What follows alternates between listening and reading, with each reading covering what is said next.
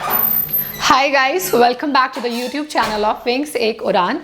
My name is Mehreen Saeed and as you know I am teaching you the chemistry part of JKSSP Panchayat Accounts Assistant. So if you are somebody new जो ये lecture पहली बार देख रहा है, I would suggest आप description box में जाके channel के playlist में जाके chemistry के सारे lectures देख सकते हैं. तो आप सबसे पहले first lecture से start करिए. And there's one more thing that I need to tell you. I have seen some of the people like commenting कि मैं जो है मेन सिलेबस पे नहीं आ रही हूँ, जैसे कि जो सिलेबस है surface chemistry, gaseous substances, chemistry in everyday life and some important chemical compounds.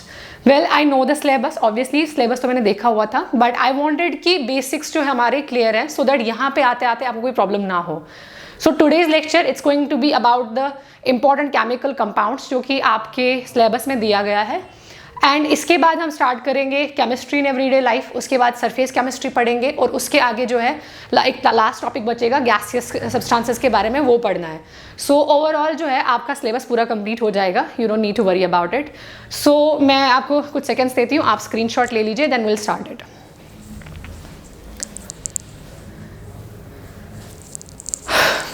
Alright guys, last time जो है हमने सब्सटेंसेस के बारे में मैंने आपको बता दिया था, एलिमेंट्स के बारे में मैंने आपको बता दिया था और भी बाकी जो बेसिक्स थे मैंने वो सारे क्लियर करवा दिए थे. एटम्स क्या होता है, आइसोटोप्स क्या होता है, वो सारी चीज़ें मैंने इसलिए क्लियर करवाई कि अगर आपको यहाँ पे जो सिलेबस दिया है डायरेक्टली सरफेस केमिस्ट्री के बारे में दिया है, जबकि सरफेस केमिस्ट्री यूजुअली जो है 12th क्लास एकेडमिक्स में जो है एक चैप्टर है, उससे पहले दे अज्यूम कि आपको ऑलरेडी जो है बाकी चीज़ें पता होंगी. So if you are being asked what are isotopes, if you are being asked what is atomic number, it is nothing like कि उन्होंने सिलेबस में जो है आपको directly chemistry in everyday life पूछा है तो आपको इन चीज़ों के बारे में नॉलेज होनी नहीं चाहिए.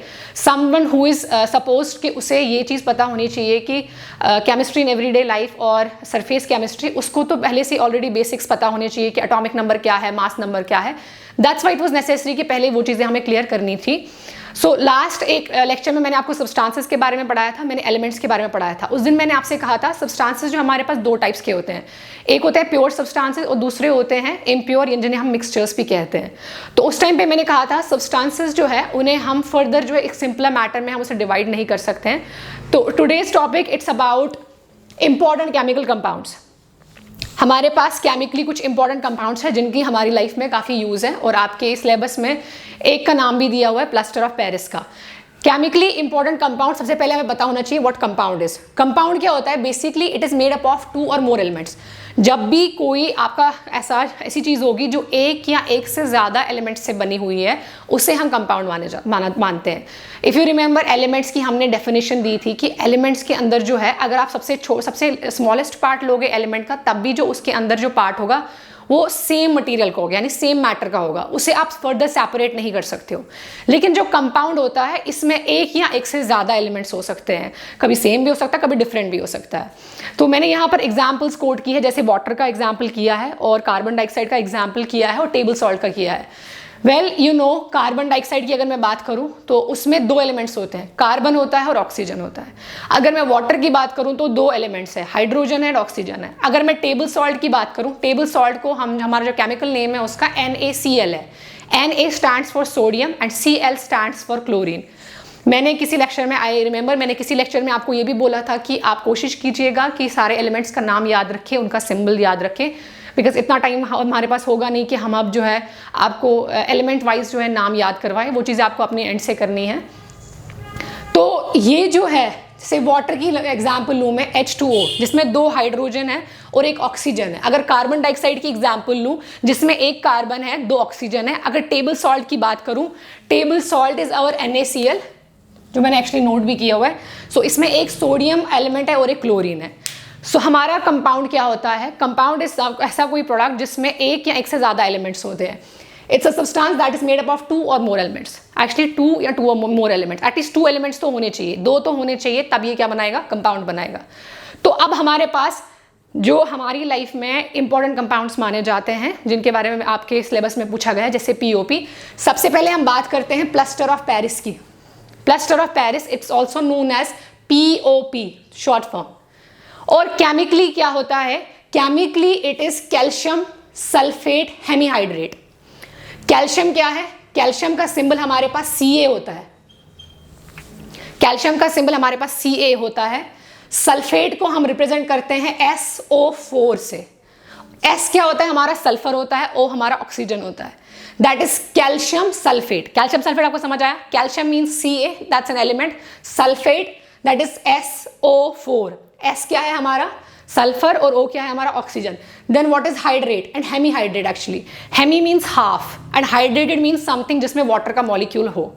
Hemy means half and hydrated means जिसमें वाटर मॉलिक्यूल प्रेजेंट हो। तो हमारा जो प्लास्टर ऑफ पेरिस है ये केमिकली क्या है?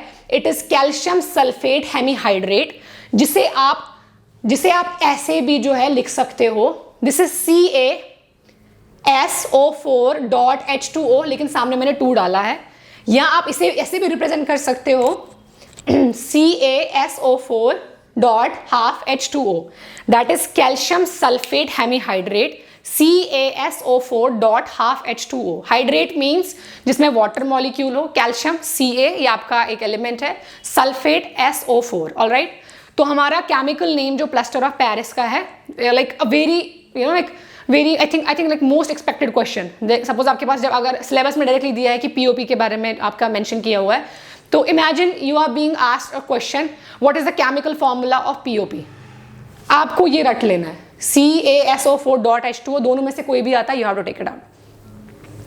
अब हम इसकी यूजेस पढ़ेंगे कि इसकी यूजेस क्या है। इसकी यूजेस में मैंने सबसे पहले लिखा है it is used in the manufacture of toys and statues. आपने अगर डेली लाइफ में देखा होगा, स्टैचूज और टॉयज जो है पीओपी के बने होते हैं। और अगर मैं और ज़्यादा सिंपल करूं, आगे एग्जाम्पल से आपको पता चल जाएगा कि पीओपी एक्चुअली होता क्या है। This is used for making plaster cast to hold fractured bones in medical science and also for cast in dentistry.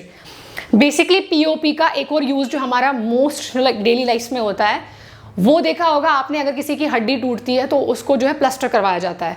वो जो प्लास्टर में पहले वो एक मटेरियल डालते हैं और थोड़ी देर बाद उसको एक मॉइस्चर करते हैं, थोड़ी देर बाद क्या होता है वो हार्ड हो जाता है। That is actually plaster of Paris, वही होता है हमारा प्लास्टर ऑफ पेरिस। उसी चीज़ के हमारे कुछ टॉयज भी बने होते हैं, उसी चीज़ के हमारे स्टैचूज भी बने होते हैं। इनफैक्ट जो दांतों की फिलिंग होती है, दांतों की फिलिंग में भी पीओपी यूज़ किया जाता है। तो कोई ऐसी चीज़ सपोज जिसमें बोन्स के लिए यूज़ किया जाता है, फ्रैक्चर्ड बोन्स के लिए, डेंटिस्ट्री के लिए यूज़ किया जाता है, forget about making of toys and statues, but cast to hold fractured bones and cast in dentistry, ये बहुत ज़्यादा इंपॉर्टेंट यूज़ है इसका। It is also used for making the surface of walls and ceiling smooth. Walls और ceilings की जो surface है उनका स्मूथ फिनिश के लिए हम पीओपी का यूज़ करते हैं, ये इसका एक और यूज़ है। It is also use for making chalks का यूज़ करने, ये बनाने के लिए भी हम इसका यूज़ करते हैं, and for fire proof products as well. कुछ फायर प्रूफ प्रोडक्ट्स के लिए भी इसका यूज़ किया जाता है। So let me repeat, POP also known as plaster of Paris, chemically it is calcium sulphate hemihydrate, that is CaSO4.12H2O। इसका जो यूज़ होता है टॉयज बनाने में होता है, स्टैचूज बनाने में होता है। मोस्ट इंपॉर्टेंट यूज इसका मेडिकल साइंस में है, जहां पे इसे फ्रैक्चर्ड बोन्स को होल्ड करने के लिए यूज किया जाता है, एंड ऑल्सो डेंटिस्ट्री में इनको दांतों की फिलिंग वगैरह के लिए यूज किया जाता है।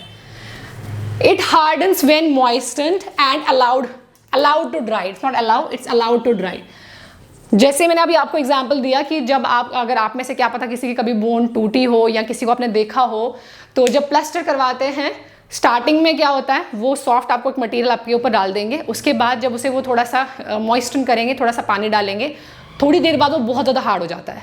This is the property of POP. जब once it is moistured it gets so hard, it gets very dry, और ये बहुत हार्ड हो जाता है। हमारा नेक्स्ट जो इंपॉर्टेंट कंपाउंड है that is bleaching powder. Bleaching powder से पहले आपको पता होना चाहिए ब्लीचिंग प्रोसेस क्या है। ब्लीचिंग प्रोसेस बेसिकली यूज किया जाता है to remove colour from cloth और फ्रॉम सम अदर थिंग्स। किसी भी चीज़ से जो कलर रिमूव करने के लिए हम जो प्रोसेस यूज करते हैं उसे हम ब्लीचिंग कहते हैं। So bleaching is a process use to remove colour from cloth or any other thing. तो ब्लीचिंग पाउडर क्या है? It is chemically it is calcium oxychloride. Chemically it is calcium oxychloride.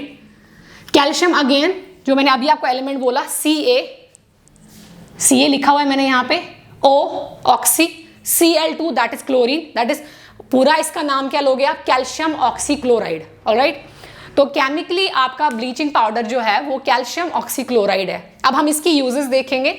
Used for bleaching of cotton and wood pulp. As I said कि इससे जो है bleaching से जो bleaching जो प्रोसेस है this is use to remove the colour. So यहाँ पर ये यूज होता है आपके कॉटन या वुड पल्प में से जो है कलर को रिमूव करने के लिए।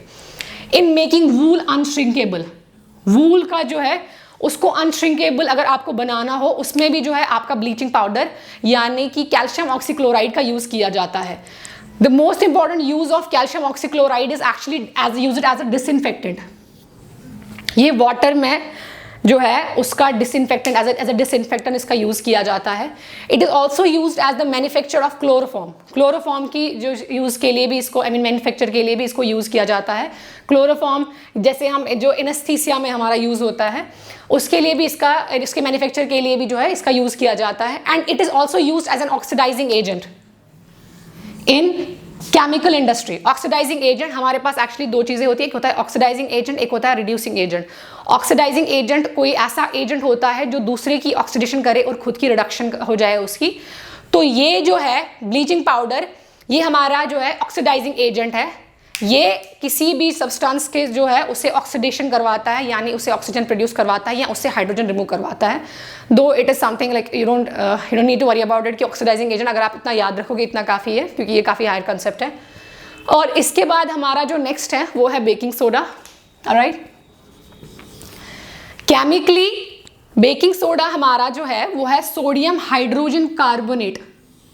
सोडियम हाइड्रोजन कार्बोनेट, सोडियम का हमारा सिंबल होता है Na, हाइड्रोजन का हो गया H, कार्बोनेट का होता है CO3। तो ओवरऑल फॉर्मूला क्या बनेगा NaHCO3, sodium hydrogen carbonate, that is chemical name of baking soda.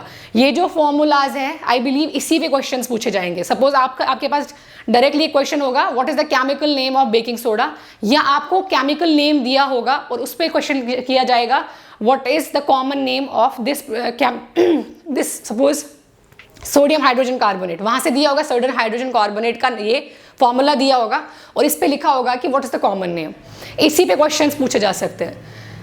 Manufactured by Solvay process, जिस प्रोसेस से इसे बनाया जाता है उसे सॉल्वे प्रोसेस बोला जाता है। इनफैक्ट मैंने एक और प्रोसेस कहीं पर नोट डाउन किया था, आई डोंट रिमेंबर कहाँ पे किया था मैंने, या एक्चुअली ब्लीचिंग पाउडर को जो प्रोसेस जिस प्रोसेस से ब्लीचिंग पाउडर हम बनाते हैं उस प्रोसेस का नाम है हेजन-क्लेवर मेथड। हेजन-क्लेवर मेथड, ऐसा क्वेश्चन भी आ सकता है कि बताइए ब्लीचिंग पाउडर का मैन्युफैक्चर कौन से प्रोसेस में से किया जाता है, और उस प्रोसेस का नाम है हेजन-क्लेवर मेथड। और बेकिंग सोडा जिस प्रोसेस से बनाया जाता है उसे कहते हैं Solvay process. Alright, used for cooking of certain foods. हमारा बेकिंग सोडा जो है डेली लाइफ में आपको पता होगा काफ़ी जगह यूज होता है इसका। And being a mild and non corrosive base, being a mild and non corrosive base, ये बोलने से आगे पहले मैं आपको ये समझाना चाहती हूँ देयर हमारे पास दो चीज़ें होती है, एक होता है एसिड, एक होता है बेस। एसिड क्या होता है? एसिड वो सब्सटेंस होता है जो H पॉजिटिव आयंस को जो डोनेट करे, और हमारा बेस क्या होता है? ये वो सब्सटेंस होता है जो OH नेगेटिव आयंस को डोनेट करे, या हम ये बोलते हैं जो प्रोटॉन एक्सेप्टर होता है। तो हमारा जो बेकिंग सोडा है या सोडियम हाइड्रोजन कार्बोनेट है, इसका जो नेचर है वो बेस है। तो जब जिसका बेस होता है, जो बेस एंड एसिड जब ये आपस में मिलते हैं ये न्यूट्रलाइज करते हैं, मतलब एक दूसरे का इफेक्ट जो है न्यूट्रलाइज करते हैं, और ऐसी रिएक्शन को हम न्यूट्रलाइजेशन रिएक्शन भी कहते हैं। तो यहाँ पे क्या होता है कि आपका बेकिंग सोडा जो है it is used as a base, so it is used in the medicine to neutralise the excessive acid in the stomach. Since I told you neutralisation reaction जो है वो एसिड और बेस के बीच में हो जाती है, तो आपका एसिड और बेस जो है एक दूसरे का इफेक्ट कैंसल आउट करता है, और हमारे पास प्रोडक्ट जो आता है बाई प्रोडक्ट वो सॉल्ट और वाटर होता है। तो जब भी किसी बंदे के स्टमक में एसिडिटी होती है तो we can use baking soda as a mild and non corrosive base its nature. So ये हमारा जो नेक्स्ट प्रोसेस होगा वो न्यूट्रलाइजेशन होगा, और हमारा बाई प्रोडक्ट जो है वाटर और सॉल्ट होगा। ऐसे करके बंदे का जो स्टमक में पेन होगा वो खत्म हो जाएगा। Used in the soda acid fire extinguishers, इसका यूज जो है फायर एक्सटिंग्विशर्स में भी यूज किया जाता है इसका। Alright, this was all about today's lecture. So I'll see you soon with a new lecture, and till then keep revising and see you. Thank you so much.